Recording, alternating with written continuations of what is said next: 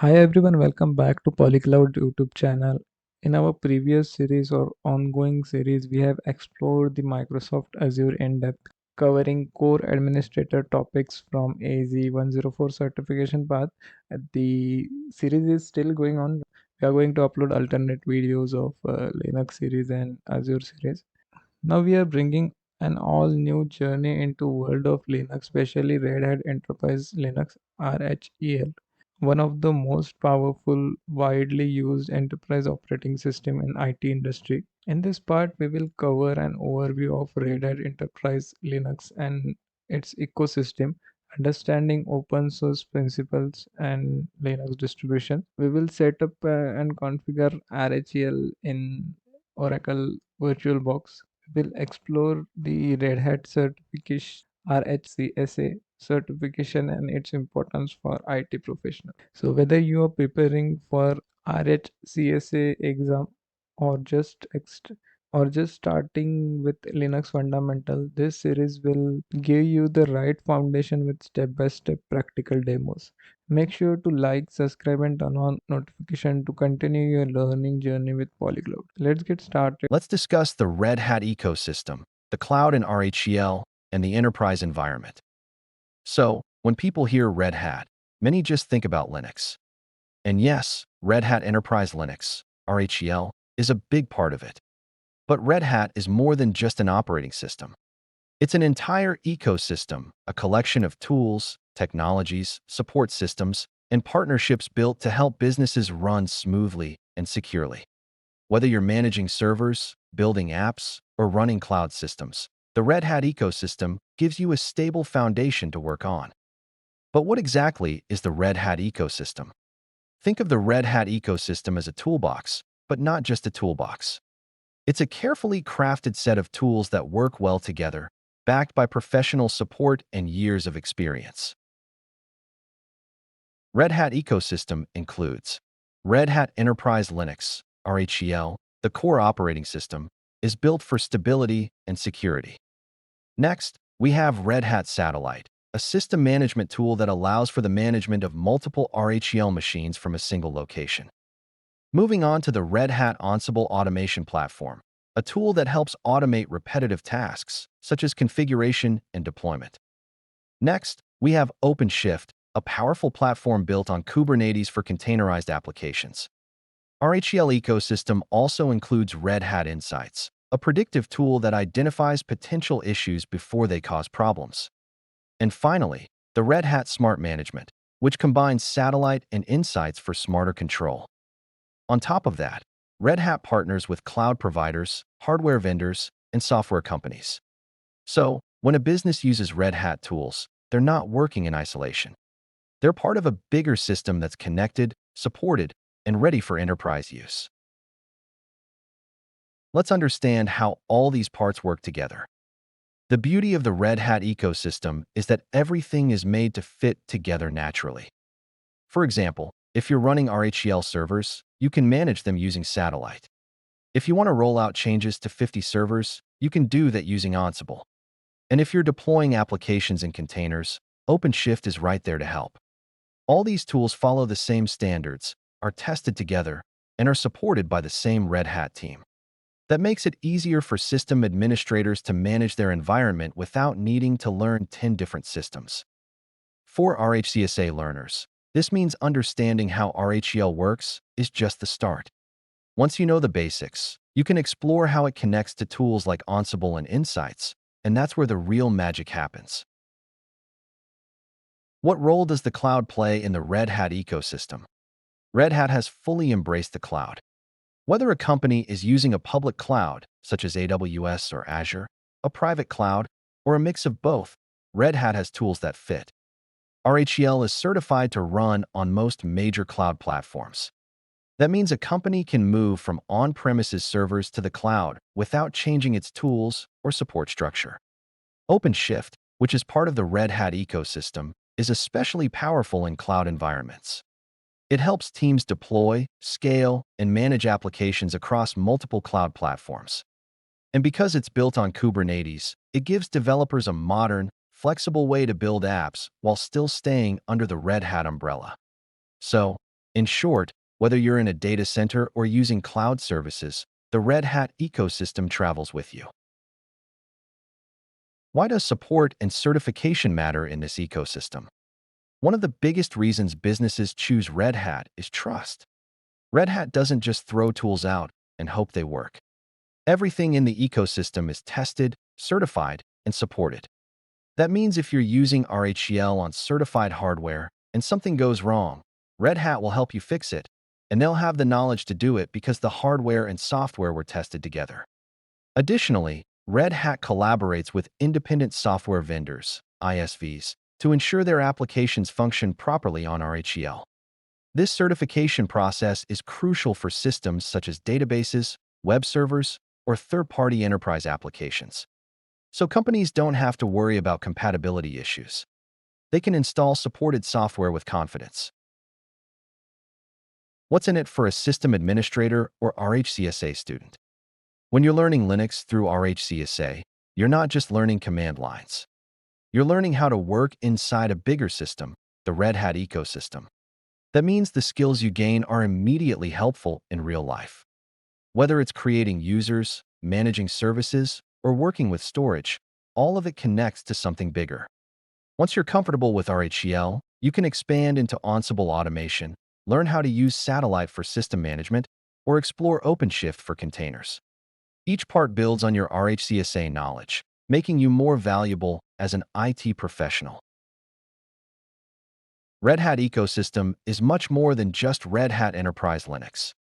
It's a full suite of tools, platforms, and partnerships designed to help companies succeed in complex, modern environments. For businesses, this means security, support, and reliability. For learners like you, it means stepping into a well-built world where your RHCSA skills can grow into something even bigger. Whether you're managing one server or thousands, the Red Hat ecosystem gives you everything you need in one place, all designed to work together. In this demonstration, we'll set up a virtual environment for Red Hat Enterprise Linux. Let's start by opening our web browser. In the search bar, type RHEL9 download and press enter to find the official Red Hat download page. Now from the search results, click on the first link titled Download Red Hat Enterprise Linux at no cost. The official URL for this page is https://developers.redhat.com. This will take you to the official Red Hat developer portal, where you can download Red Hat Enterprise Linux. Once the page loads, scroll down towards the bottom.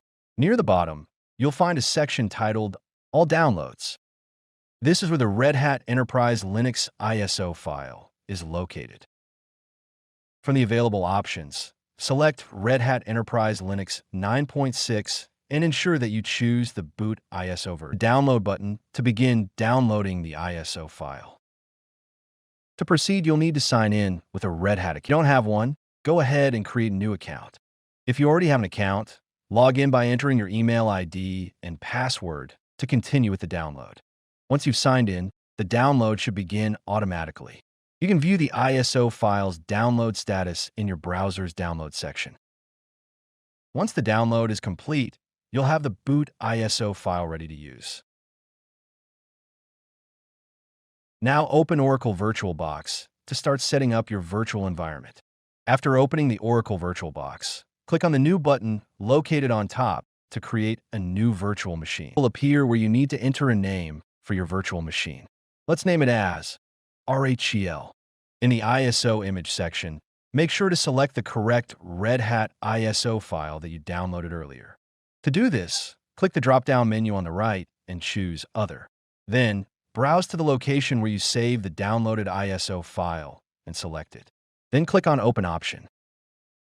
Next, check the box labeled Skip Unattended to disable the default automated setup. Now let's configure the virtual hardware.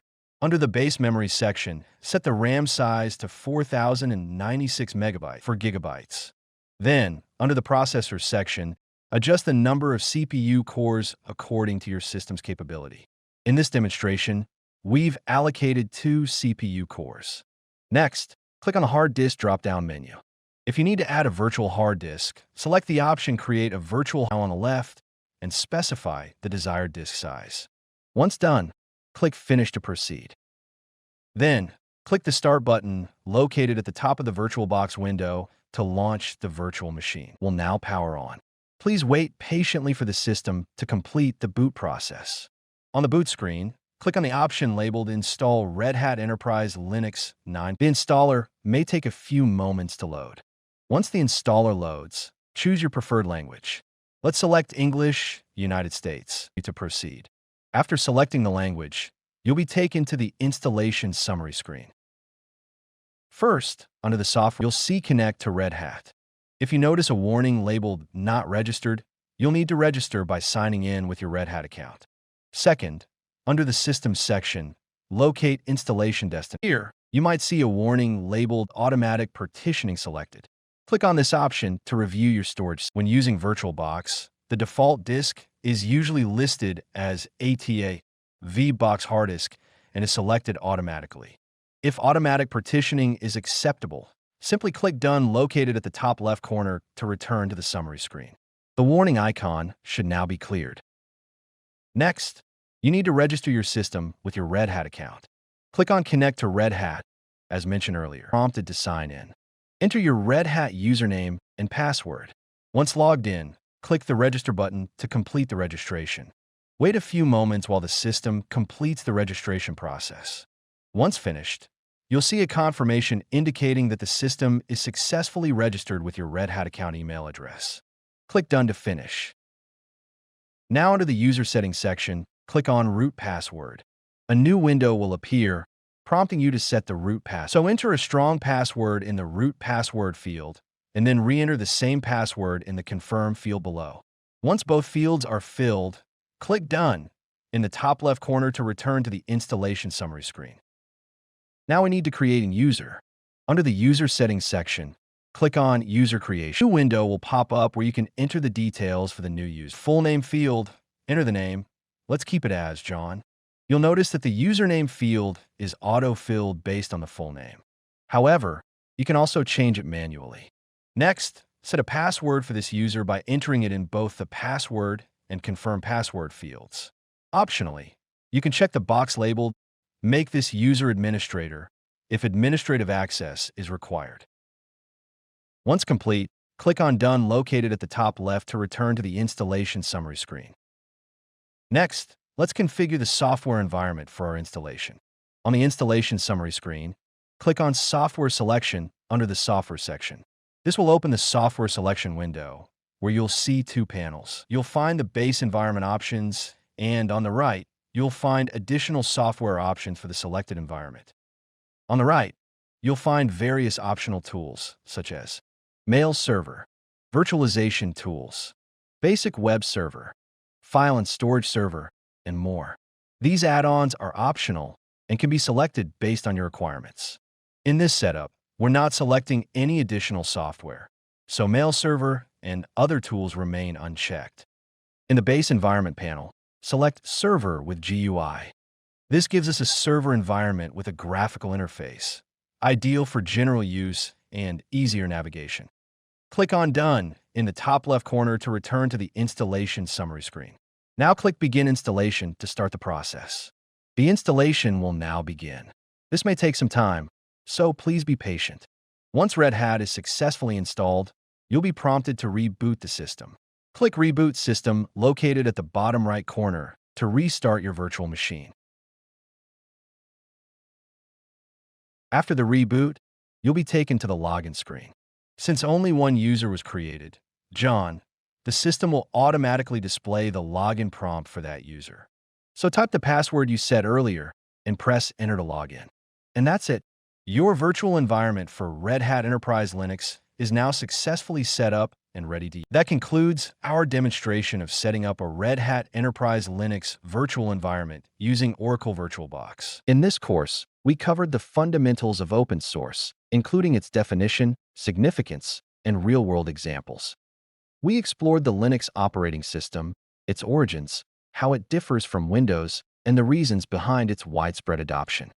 We examined various Linux distributions, the role of package managers, and desktop environments. We also discussed Red Hat Enterprise Linux, RHEL, focusing on its stability, lifecycle, and use in enterprise environments. Additionally, we explored the Red Hat ecosystem and its integration with cloud platforms, and performed hands-on demonstrations on installing Oracle VirtualBox and configuring RHEL for practical use. In the next course, we will dive deeper into command line essentials,